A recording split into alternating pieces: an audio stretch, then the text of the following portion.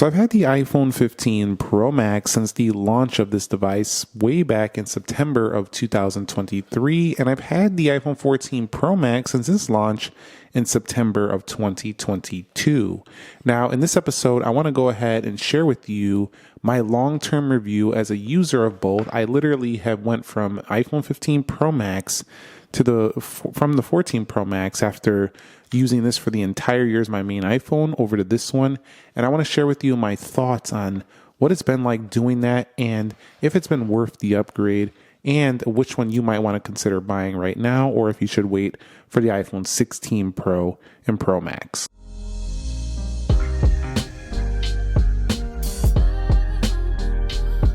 So what is up, guys? Nick here, helping you to master your technology. Let's begin by talking about the price point of both of these phones. Now, they basically were the same in terms of like costing around over $1,000. Both of them actually over $1,100 actually, but they dropped the base level storage from the iPhone 14 Pro Max to the 15 Pro Max. So the price actually was slightly more because you didn't have that cheaper base storage option.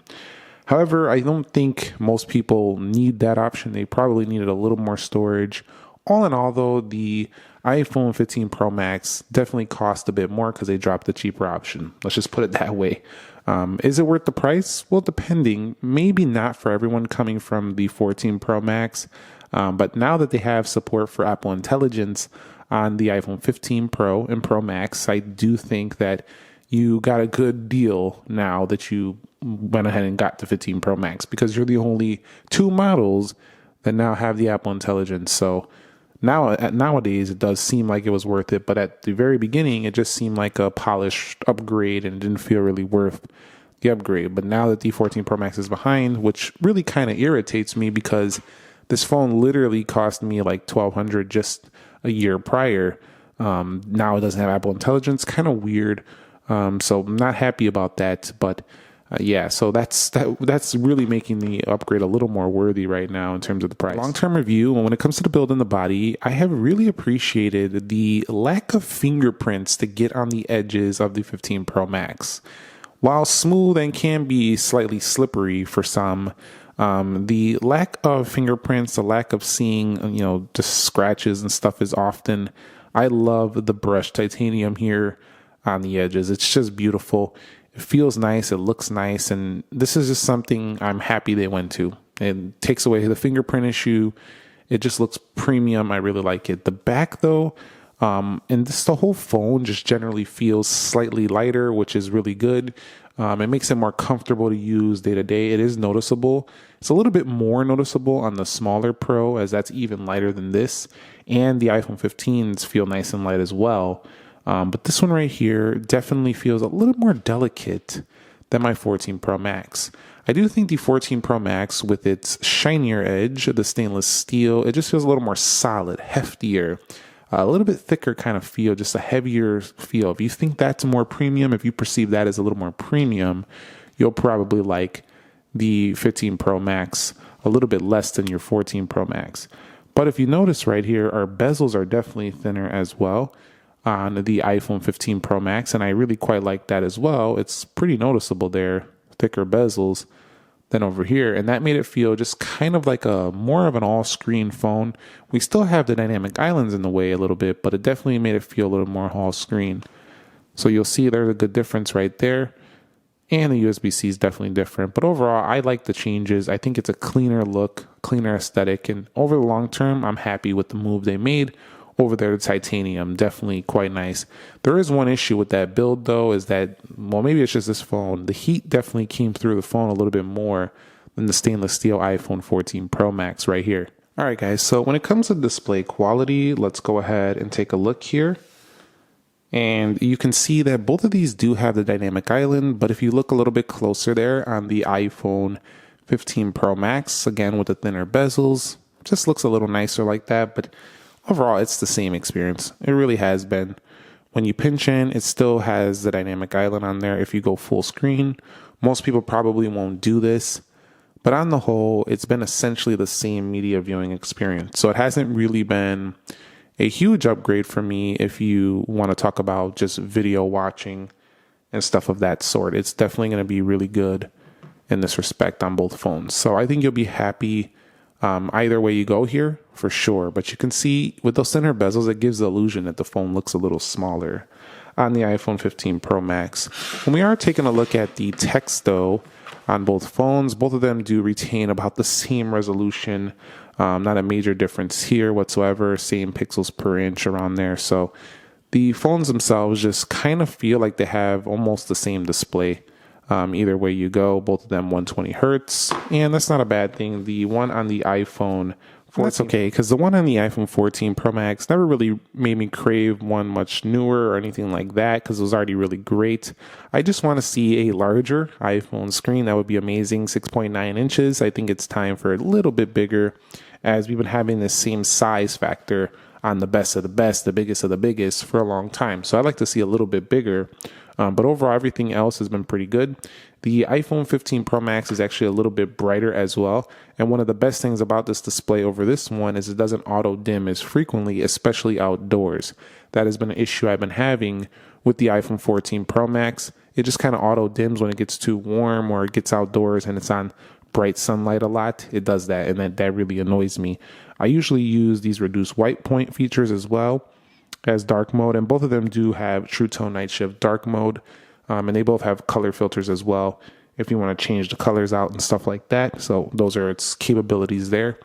No split screen though on either of these phones, so that was a little bit disappointing that we still don't have a split screen or way to put apps wherever we want. It's basically one app at a time on each phone, just like that. So that could get an upgrade as well, but that's usually in software. When it comes to software, I am running iOS 18 beta on both of these, but the iPhone 15 Pro Max is going to take the win nowadays, mostly because it now has the Apple Intelligence. So this Apple Intelligence right here and Siri is the game changer for Apple going forward within software. And what it does is it gives you a lot of features built right into the iPhone experience, including summarizing features in browser. You have the new Siri right here. Let's go ahead and trigger it.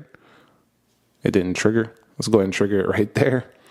The new Siri. We also do have these rewrite features and notes where you can correct grammar and stuff like that. Lots of Apple Intelligence stuff coming here. And when I go into this one and I go into settings, we don't have it. So that is a big letdown for me over here, because this phone just cost quite a bit right before this one came out, and I already don't have one of the latest features. It feels annoying, very annoying, and I could really understand if some buyers would be pretty annoyed by this right now as well, if they literally had just got it brand new, because this is not a long period of time of ownership, a super long period of time with the iPhone, and you already got to do another upgrade. That's a little bit too quick, so I'm a little bit annoyed by that.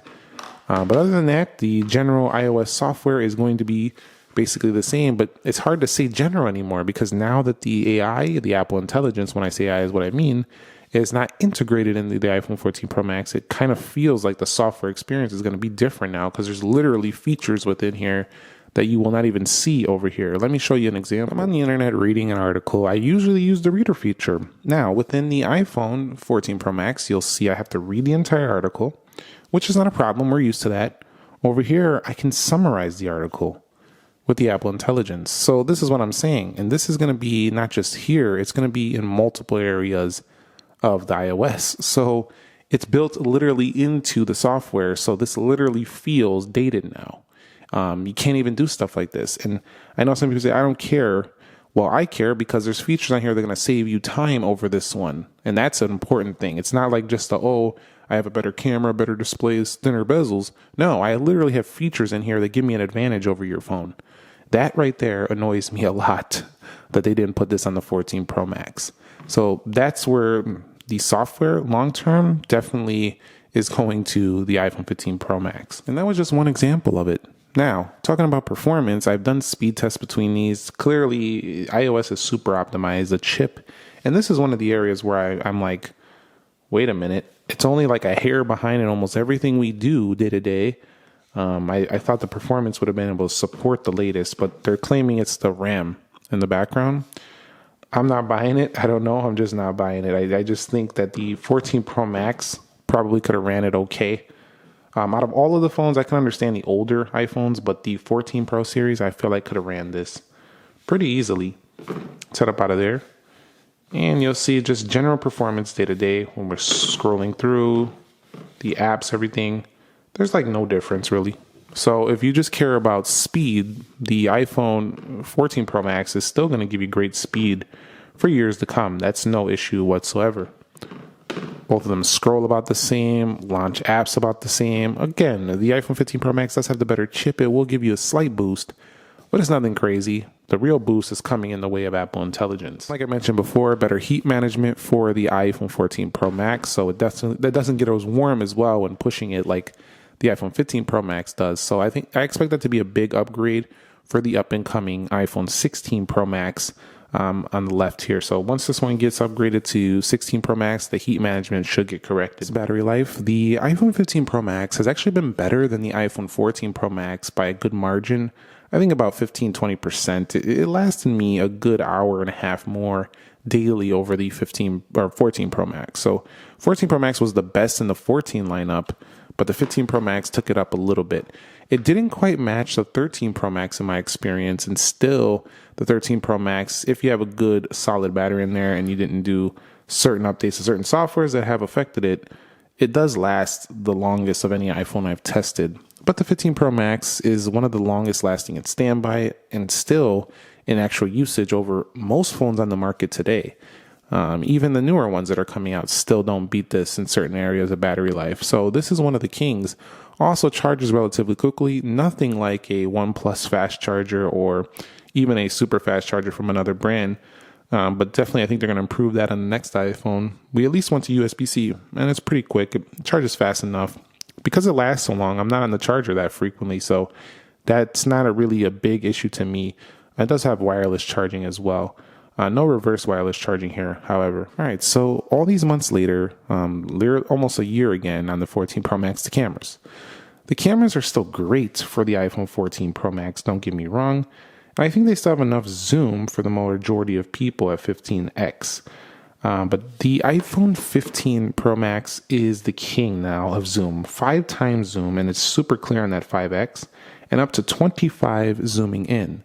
Now, Samsung phones, even on their regular S24s and 4 Pluses, do have 30x. However, they're not that great once you start zooming in. This is pretty good most of the way through the zoom range. You do get some digital noise past like 20x, but majority of it is pretty darn good.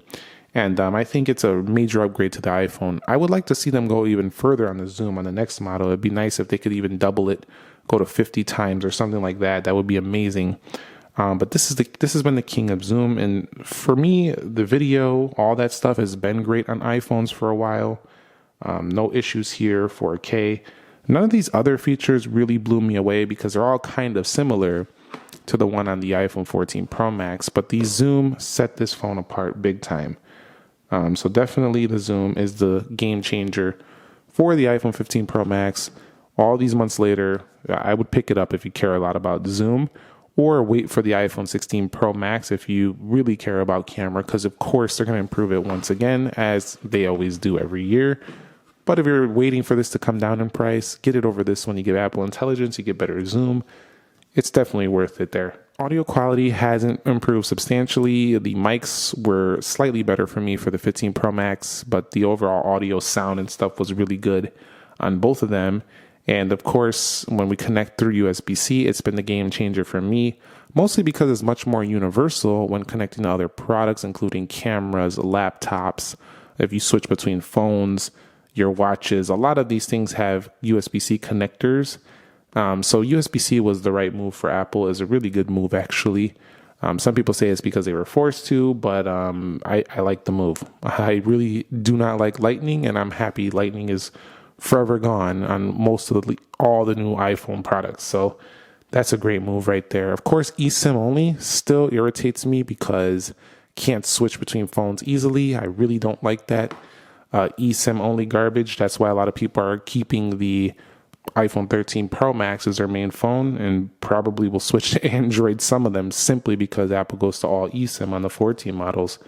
But yeah, that's pretty much what I feel about the connectivity. Bluetooth, Wi-Fi, all that stuff is slightly better on the 15 Pro Max, but it's not going to be felt by most people because these upgrades aren't so massive that they're making the phone way faster. In the area of this phone just being a phone, I did notice I got slightly better signal strength in areas where I wouldn't typically get it on the 14 Pro Max, on the 15 Pro Max, sorry.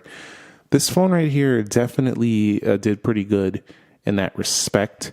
It still doesn't touch the Samsung phones though, like my Z Fold 6, my S24 Ultra. These devices are still getting me better battery life, better signal strength when I'm down underground in the garage, stuff like that, than this phone. Rural areas as well, outside of the urban city areas, I also found this to be a little bit lower than the Samsung phones, but definitely better than the iPhone 14 Pro Max. So a little bit of a jump here, but it was only like a bar. It wasn't like massive change, but slightly better. So I'm happy to see that Apple's going in the right direction in terms of their cell strength. That's getting better and better, and it's much better than it used to be.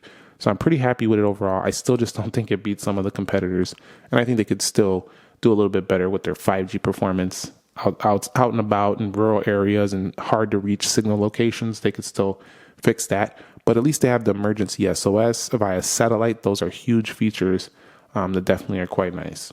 And lastly, I want to say that the color options on here, especially for the iPhone 15 Pro Max, are pretty bland. Some of you will like the iPhone 14 Pro Max colors a little bit better. Some will like the 15 Pro Max. But I think they need to spice it up a little, bring a little bit more flashy colors on the next coming Maxes. That would be nice. They've just been pretty toned down, pretty bland lately as of late. I do like the space black though. It really reminds me of their space black MacBook. Definitely preferred this color to this one in terms of just looks, but not in terms of cleanliness. This one, in terms of cleanliness, just looks like it never gets scratches. It just looks clean all the time. So yeah, durability wise, they've been pretty good holding up. But the black, if you aren't careful, can scuff up and just kind of give you chips and things around the edges. So keep that in mind. All right, guys. So let me go ahead and conclude this. 15 Pro Max was another $1,000. Well, it was actually more than $1,000 over my 14 Pro Max. Now, would I have done the upgrade if I didn't review phones? You know, if this wasn't what I do, review phones, would I have done the upgrade? And the answer is not initially. I would have been like, you know, this is fine. It's basically the same phone. I could wait a little bit on the Zoom. I could wait a little bit.